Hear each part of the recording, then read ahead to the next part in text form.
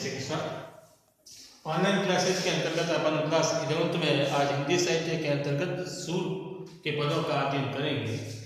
तो सूर के पदों का अध्ययन करने से पूर्व हम सूर के बारे में संक्षिप्त एक जानकारी प्राप्त कर लेते हैं कि सूर कौन थे। ठीक है नहीं। तो सूर का जन्म 1478 में माना जाता है कि उत्तर प्रदेश के रुनकता जिले में रुनकता गांव के अंतर्गत हुआ था। हालांकि विद्वान इसमें एक मत नहीं है।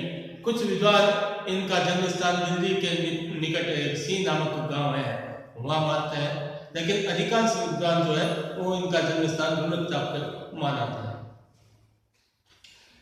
ये जन्मांध थे या बाद में अंधे हुए, इसको लेकर के भी विद्वानों में आपस में मतभेद है। हालांकि अधिकांश विद्वानों का मत यह है कि ये जन्मांध थे। ठीक है नहीं, लेकिन इनकी रचनाओं को देख करके ऐसा नहीं लगता कि ये बाल्यावस्था से या जन्म से ही अंधे नहीं होंगे, क्योंकि सूर लिखते हैं कि घुटन चलन रहनु तन मंडित मुख दधी रेप किए। इतना साकार वर्णन कृष्ण का कि घुटनों के बल चल रहे हैं, रहनु तन मंडित, उनके शरीर पर मिट्टी लगी है, मुख दधी रेप किए, मुख पर दही का लेप किया, और ये बिना आंखों वाला व्यक्ति इस प्रकार का वर्णन करे, ये अपना आप में एक आश्चर्य है। आप मथुरा और वृंदावन के मध्य गौ घाट पर आप रहते थे और वल्लभाचार्य जी के शिष्य थे। पुष्टि मार्ग संप्रदाय में आप दीक्षित हुए थे और अष्टछाप कवियों में आपका अग्रणी स्थान था। इनके द्वारा रचित जो पुस्तकें हैं वो है सूर सागर, सूर सारावली और साहित्य दली। इनके द्वारा 3 मुख्य पुस्तकें हैं।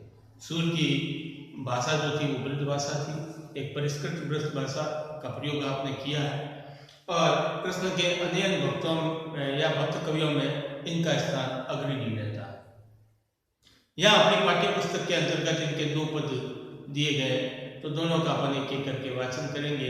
पहले पद में कृष्ण की बाल लीलाओं का वर्णन किया, बाल सुंदर जो बातें होती है उनको बताएं कि किस प्रकार बालक खेलते समय लड़ते हैं, खेलना भी चाहते हैं, ठीक है नहीं, और खेल खेल में वो किस प्रकार से गुस्सा हो जाते हैं, फिर कैसे मानते हैं। ये सारी चीज़ें जो होती है इसे बाल मनोविज्ञान का नाम भी दिया जाता है। तो कई बार यह प्रश्न भी आता है कि सूर बाल मनोविज्ञान के ज्ञाता थे।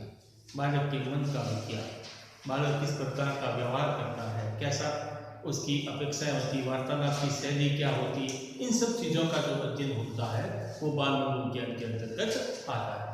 तो पहला जो इनका पद है वो इसी से संबंधित है।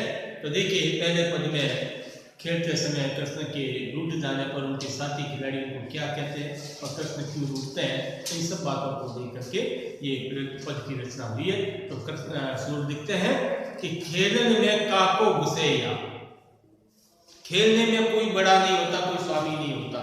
खेल खेल में तो सब बराबर होते हैं। घुसेया का अर्थ होता है स्वामी, मालिक, ठीक है नहीं। खेल में कोई बड़ा मालिक नहीं होता, सब समान होते हैं। ना कलेक्टर का लड़का है और चाहे पियोन का लड़का है, चाहे कृषक का लड़का है, चाहे व्यापारी का लड़का है, सब वो खेलने वाले खिलाड़ी कहलाते हैं, सब समान कहलाते हैं। खेलन में काको घुसेया, खेल में कोई स्वामी नहीं होता। हरि हारे जीते श्रीदामा, बरबसी कत करत विसैया। क्या हो गया, क्या हो गया कि हरि हारे, भगवान श्री कृष्ण हार गए और सुदामा विजय हो गए। तो क्या हो गया, इसमें कोई खेल है, वो भी जीत सकता, कोई भी हार सकता। बरबसी कत करत रसैया, तुम तो बिना किसी काम के रसैया कर रहे हो, गुस्सा कर रहे हो। कृष्ण के उनके साथी कह रहे हैं कि खेल में सुदामा जीत गए और आप हार गए, तो इसमें गुस्सा होने वाली कौन सी बात है, क्रोध आने वाली कौन सी बात है। जाति पाति हमते बढ़ना ही, एक बात सुन लो काना, उसके मित्र कह रहे हैं, क्या कह रहे हैं कि एक बात सुन लो काना, जाति पाति हमते बढ़ना ही, हम जात पात में तुमसे श्रेष्ठ हैं, हम ब्राह्मण हैं, तुम कौन हो, यादव हो, ठीक है। तो जाति पाति में हम तुमसे श्रेष्ठ है। बसत तुम्हारी छैया, हम तुम्हारी शरण में भी नहीं रहते। छैया का पता शरण, ऐसा नहीं कि तुम राजा है और तेरे हम प्रजा है। तो जाति पाति हमते बढ़ना ही, बसत तुम्हारी छैया, अति अधिकार जनावत याते, जाते अधिक तुम्हारी गैया। क्या इसलिए तुम अधिक अधिकार जता रहे हो कि तुम्हारे पास हमारे से अधिक गाय है। बालकों के तर्क वितर्क देखिए। बालक क्या कह रहे, एक तरफ कह रहे हैं कि जाति पाति में हम तुमसे श्रेष्ठ है, तू हमारा कोई राजा नहीं है। फिर कह रहे हैं कि तू अधिक अधिकार इसलिए तो नहीं जता रहा कि हमारे से ज्यादा तुम्हारे पास गाय है, अधिक अधिकार जनावर, अधिक अधिकार जता रहे हो, याते जाते अधिक तुम्हारी गैया, क्या तुम्हारे पास हमसे अधिक गाय है इसलिए तुम अधिक अधिकार जता रहे हो। रूटी करे तासो खेले, रही बैठी जलते गया, रूट करके रूटी करे तासो खेले, रूट करके खेलना उचित नहीं है, खेल में रूटना नहीं होता। रही बैठी जलते गया, अगर रूट नहीं है तो जा बाहर जा करके बैठ जाओ, हम तुम्हें साथ में नहीं खेलाएंगे। सूरदास प्रभु खेल चाहत, सूरदास जी कहते हैं प्रभु भी खेलना तो चाहते हैं, क्रोध तो आ गया, गुस्सा तो आ गया, लेकिन वे खेलना चाहते, खेल से बाहर नहीं होना चाहते। तो कहते हैं कि सूरदास प्रभु खेले चाहत, दाऊ दियो करी नंद दुआइया, नंद की दुआई देकर, अपने पिता की दुआई देकर, कहते हैं भाई पिता की कसम अब मैं ऐसा नहीं करूंगा, माता की कसम अब नहीं करूंगा, तो नंद की दुआई देकर दाव खेलने के लिए आते हैं। दाव दियो करी नंद दुआ, दाव देना यानी बाली आना, नंद की दुआई दे करके वे खेल में उतरते हैं। तो ये बालक के मन का विज्ञान, बाल मनोविज्ञान को प्रदर्शित करता है ये पद।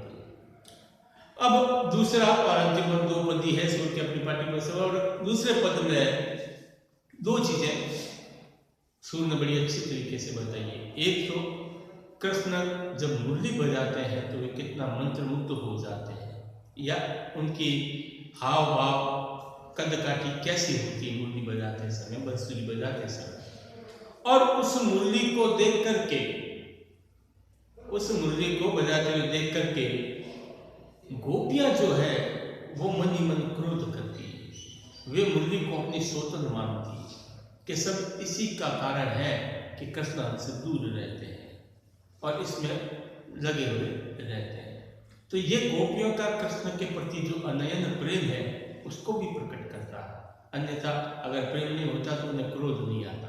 मुरली से क्रोध आने का तात्पर्य यही है कि वे कृष्ण से अनयन प्रेम करती है, वे नहीं चाहती कि कृष्ण और हमारे मध्य किसी तीसरे का प्रवेश हो, और चूंकि मुरली का प्रवेश हो जाता है और जब कृष्ण मुरली बजाते हैं तब वे सुदबुद होकर के अपने में ही लीन हो जाते हैं। ये बात गोपियों को भीतर तक कचोटती है, पीड़ा देती है। तो गोपियां क्या कहती है इस पद में कि मुरली तो गोपाल भावती, ये एक मुरलिया है, ये एक बांसुरी है, ये गोपाल को भावती है, अच्छी लगती है। भावती है नहीं अच्छा लगना, ये मुरली जो है ये कृष्ण को अच्छी लगती है। सुनरी सखी यद्यपि नंदलाल नाना भांति नचा, हे सखी सुनो मेरी बात को कि ये मुरली कृष्ण को नाना प्रकार के नाच नचवाती है, अपनी इच्छा अनुसार इनसे हरकतें करवाती है, फिर भी पता नहीं क्या कारण है कि कृष्ण इस मुरली के अधीन है। सुनिरी सखी, हे सखी सुन, यद्यपि नंदलालिनी नाना भांति नचाती, नंदलाल को ये नाना प्रकार से अलग अलग तरीके से नचाती है। रागती एक पाय ठोर करी, अति अधिकार जनावती। अब देखो आपने जब कभी भी कृष्ण को मुरली बजाते हुए जो तस्वीर देखी होगी, जो मूर्ति देखी होगी, तो उसने देखा होगा आपने कि एक पैर दूसरे पैर के ऊपर ऐसे लगा होता है, तिरछा लगा होता है। तो रागती एक पाय ठोर करी, एक पैर पर उनको खड़ा कर देती, अति अधिकार जनावती, ऐसा लगता है कि वो हमको देख करके अपना अधिकार ज्यादा बताइए कि देखो गोपियां तुमसे ज्यादा अधिकार तो मेरा है, तुमसे अधिक अधिकार तो मेरा है, मैं कृष्ण को जैसा नाचना चाहती हूँ वैसे नाच देती। ऐसा गोपियों को प्रतीत हो रहा कि मुरली हमको देख करके अधिक अधिकार जताती है। कोमल तन आज्ञा करवाती, कृष्ण का शरीर गोपियां कहते बड़ा कोमल है, नाजुक है, नर्म है, और उनसे अपनी आज्ञा अनुसार कार्य करवाती है। कोमल तन आज्ञा करावती, कटी टेढ़ो हुए आवती, कटी कहते हैं कमर को, बेचारों की कमर टेढ़ी हो जाती है काम करते करते। जब कृष्ण मुरली बजाते हैं तो आपने देखा होगा एक पैर दूसरे पैर के ऊपर होता है, दोनों हाथ, मुरली की ये अवस्था होती है, कमर टेढ़ी हो जाती है, ये सारे कार्य मुरली करा रही है। अति आधीन सुजान कनोड़े, अधीन कहते उसके अधीनस्थ होना, कनोड़े कहते कर्तव्य को। अति आधीन सुजान कनोड़े, सुजान यानी चतुर। ये मुरली बड़ी चतुर है, जिसे कृष्ण को अपने पूर्ण बस में कर दिया है, उसे अपने प्रति पूर्णतः लाचार कर दिया। अब जैसा वो बांसुरी करवाती है वैसा भी करने के लिए विवश है। गिरधर नार नवावती, गिरधर कृष्ण का पर्यायवाची है। क्यों है? क्योंकि गिरिराज को धारण किया था, गिरिराज पर्वत को उन्होंने धारण किया तब उनका नाम पड़ा था गिरधर। पर्वत को गिरिराज पर्वत को उठाने वाला। तो जो इतना बलशाली व्यक्ति है जो पर्वत को अपनी उंगली पे उठा सकता है, उसको ये बांसुरी अपने आज्ञा की पालना करवाती है, उसे अपने अनुसार कार्य करवाती है। गिरधर नार नवावती, आपुन पोडी अदर सजा पर कल पल्लव उल्टा होती। आपुन पोडी, खुद तो पोड़ गई, पोड़ने का सो जाना। कहां पर सो गई? अदर सजा पर, अदर कहते हैं होठों को, सजा यानी बिस्तर पर, होठ रूपी बिस्तर पर खुद तो लेट जाती है। कर पल्लव उल्टा होती, और कृष्ण से उसके पैर दबाती है। छिद्रों पर जो अंगुलियां चलती है, कब मुरली बजाते समय मुरली के छिद्रों पर जो अंगुलियां चलती है, तो गोपियां उस कार्य को देखकर कह रही है कि खुद तो पलंग पर लेट जाती है, होठ रूपी पलंग पर, और कृष्ण से पैर दबाती है। कर यानी हाथ, पल्लव उल्टा होती, पैर दबाती है। भ्रकुटी कुटिल नैन नासा, जब कोई चीज बांसुरी बजाते हैं तो भ्रकुटी कहते हैं भौं तिरछी हो जाती है। कुटिल नैन नासा, कुटिल कहते हैं टेढ़ी को, भ्रकुटी कैसी हो जाती है? टेढ़ी हो जाती है। नैन नासा, नाक के नथुने फूलने लगते हैं, जब फूंक देते हैं तो नाक के नथुने फूलने लगते हैं। हम पर कोप करावती, कृष्ण की ये छवि देखकर जब बांसुरी बजती तो उसकी भौहें टेढ़ी हो जाती है, नथुने फूल जाते हैं। सामान्यतः ये अवस्था क्रोध में भी होती है, जब अपने को क्रोध आता है तभी भ्रकुटी टेढ़ी हो जाती है, नथुने फूल जाते हैं। तो गोपियां कहती है कि मुरली हम पर कृष्ण से क्रोध करवाती है, हम पर गुस्सा करवाती है। सूर प्रसन्न जानी एको छिन्न, सूरदास जी कहती है एक क्षण के लिए जब कृष्ण जब प्रसन्न हो जाते हैं, मुरली बजाते बजाते धरते शीश डुलावती, तब वे आनंद में अपने शरीर शीश को हिलाने डुलाने लग जाते हैं।